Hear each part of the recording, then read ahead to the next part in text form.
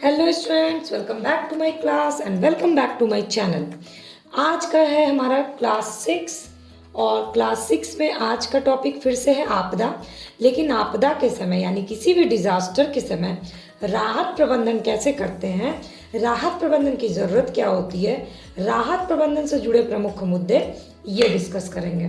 तो अगर आप किसी भी तरह की प्रतियोगी परीक्षा की तैयारी कर रहे हैं तो ये जो वीडियो है आपके प्री में भी काम आएगी, आपके मेंस एग्जाम के लिए भी यूज़फुल है, आपके इंटरव्यू में भी आप इस बार इम्पॉर्टेंट हो सकता है, क्योंकि कोविड-19 के बाद आपदा जो है ना एक बहुत ही हाईलाइटेड टॉपिक हो गया।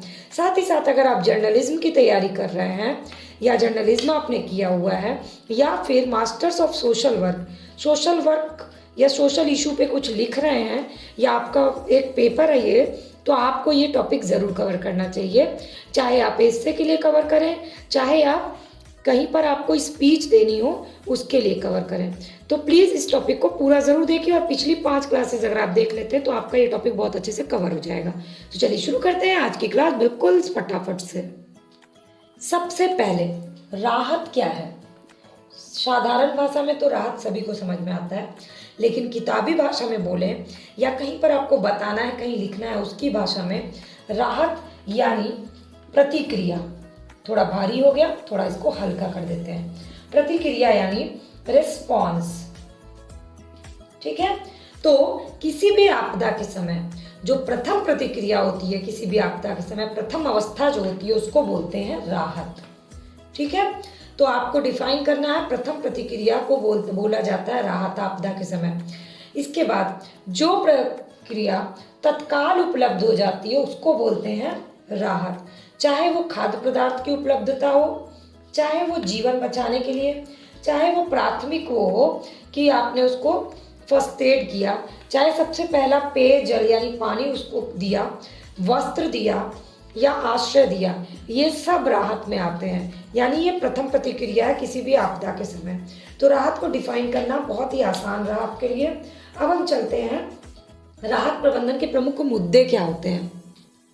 अब राहत प्रबंधन के मुद्दे क्या हैं, तो सबसे पहले सुनिश्चित करना जरूरी होता है किसी भी राहत के लिए कि उसके मुद्दे क्या हैं। तो सबसे पहला जो मेन होता है वहां के व्यक्ति के समूह को राहत देना होता है। बाद में तो उनकी जरूरत पता चलेगी ना, ये तो वो है जिन्हें राहत की जरूरत होती है। यानी लक्षित समूह निर्धारित करना होता है कि किस समूह को लक्षित करने की जरूरत है। इसके बाद उसके लिए आपूर्ति की क्या जरूरत है, किन चीजों की आपूर्ति की जरूरत है। कहीं कहीं पानी की आपूर्ति की जरूरत होती है, कहीं पर खाद्य की आपूर्ति की, कहीं जहाँ ठंडी वैसा कोई आपदा आ जाती है तो वहाँ वस्त्र की आपूर्ति की जरूरत पड़ती है। यानी आपूर्ति किस चीज़ की करनी है ये डिसाइड करना होता है। इसके बाद जो आपूर्ति करनी है उसके स्रोत कहाँ से निर्धारित किए जाएं और उसकी गुणवत्ता क्या होगी। थोड़ा अच्छे शब्दों का इस्तेमाल करिएगा आप, क्योंकि क्या होता है ना, ये एक चीज़ है कि हिंदी में अच्छे शब्दों का इस्तेमाल नहीं करने की वजह से कंटेंट अच्छा होते हुए आपको नंबर नहीं मिल पाते हैं। तो शब्द जो है ना, शब्दों का चयन बहुत अच्छे करने चाहिए।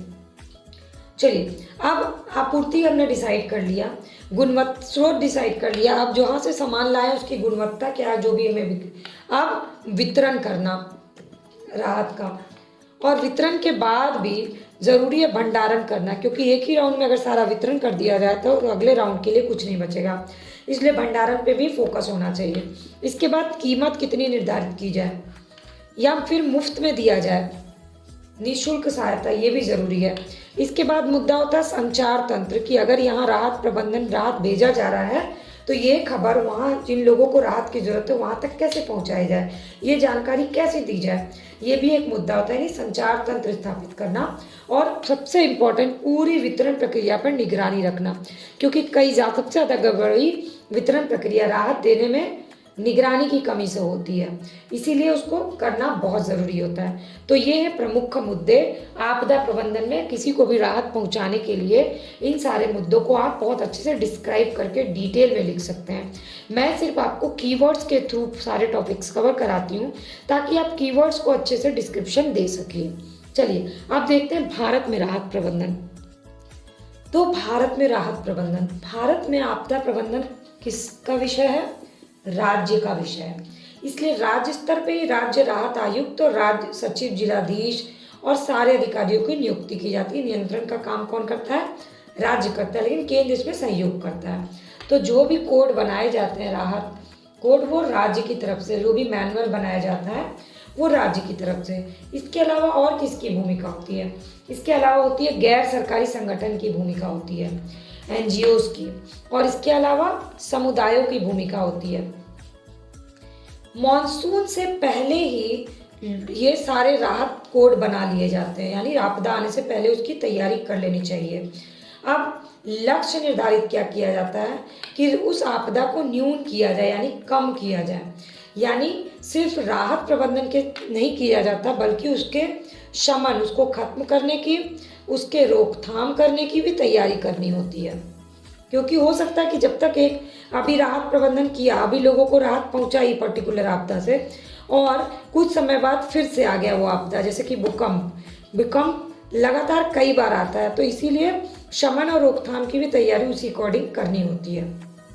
अब इसके बाद इसमें होती है प्रारंभिक तैयारी। प्रारंभिक तैयारी में क्या होता है? जांच करना होता है उस जगह का कि ये आपदा दोबारा आ सकती है कि नहीं, तो उसके हिसाब से ही राहत के साधन और भंडार किए जाते हैं। कितनी जनसंख्या है, उसके लिए कितनी राहत की व्यवस्था करनी है, तभी होती है राहत की शुरुआत। उसके बाद ये डिसाइड किया जाता है कि वहाँ के लोगों की कंडीशन क्या है, तो उन्हें मुफ्त राहत देने की ज़रूरत है, और क्या क्या चीज़ों की राहत की उन्हें ज़रूरत है। इसके बाद आता है फंडिंग, यानी धन की व्यवस्था करना। तो ये है, एक तो राज्य स्तरीय होता है, दूसरा राष्ट्रीय विपत्ति राहत निधि होती है, तीसरा सामूहिकता की तरफ से दिया जाता है। तो राहत प्रबंधन के में भी फंडिंग भी 3 तरह से होती है। अब जब राहत प्रबंधन भारत में हो गया, तो इसके बाद हमने सीख क्या ली?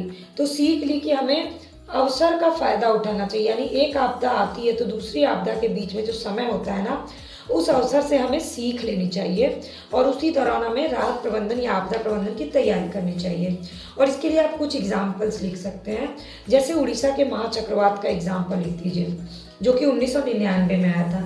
ये एक विनाशकारी महाचक्रवात था, और ऐसी दशा में उड़ीसा को छोड़ गया था जहाँ की संचार प्रणाली की भी व्यवस्था नहीं थी।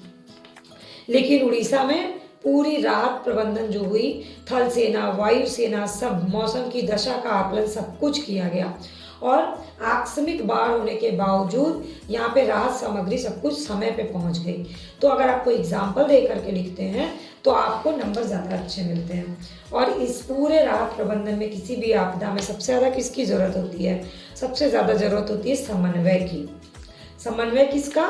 व्यक्तिगत समन्वय, आपस में सबका समन्वय होना चाहिए। और इसकी कमी से ही ना, अगर जनसंख्या में समन्वय नहीं होगा तो ये सारे राहत कार्य जो है वो बेकार हो जाएंगे। अब बारी आती है कंक्लूजन की।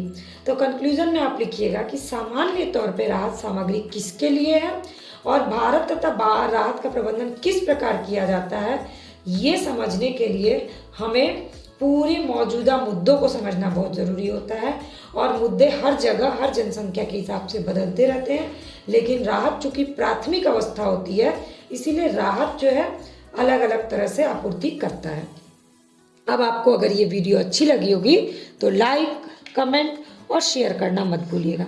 सब्सक्राइब बटन को क्लिक कर लीजिए, बेल आइकन को प्रेस कर लीजिए, और मेरी सारी प्लेलिस्ट को ज़रूर देखिए, क्योंकि आप सभी के लिए बहुत सारी यूज़फुल वीडियोज़ आपको उसमें मिल जाएगी।